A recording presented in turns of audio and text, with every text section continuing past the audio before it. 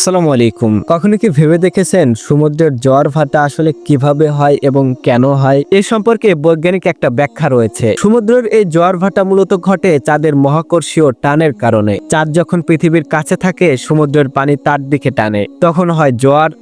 আর যখন চাঁদের টান কমে যায় পানি আবার নিচে নামে, তখন হয় ভাটা। এছাড়াও সূর্যের মহাকর্ষীয়, পৃথিবীর ঘূর্ণন আর বাতাসের চাপ সব মিলিয়ে তৈরি হয় এই বিশাল পানির ওঠানামা। কুরআনে মহান আল্লাহ তাআলা জোয়ার ভাটা সম্পর্কে ব্যাখ্যা করেছেন। আল্লাহ তাআলা কুরআনে সমুদ্রের এই নিয়ন্ত্রণকে এক মহান নিদর্শন হিসেবে উল্লেখ করেছেন। আল্লাহ বলেন, তারই অনুগ্রহে নৌকা সমুদ্র চলে, যাতে তোমরা তার অনুগ্রহ অন্বেষণ করতে পারো। আরেক জায়গায় বলেন, তিনি সমুদ্রকে তোমাদের বশীভূত করেছেন। অর্থাৎ সমুদ্রের এই জোয়ার ভাটা কোনো এলোমেলো ঘটনা নয়, বরং আল্লাহর নিখুঁত নিয়ন্ত্রণে পরিচালিত একটা বৈজ্ঞানিক ব্যবস্থা। আমরা বিজ্ঞান দিয়ে জোয়ার ভাটার কারণ জানতে পারি, আর কুরআন আমাদের বলে এসব সবই আল্লাহর নিদর্শন, যাতে মানুষ চিন্তা করে।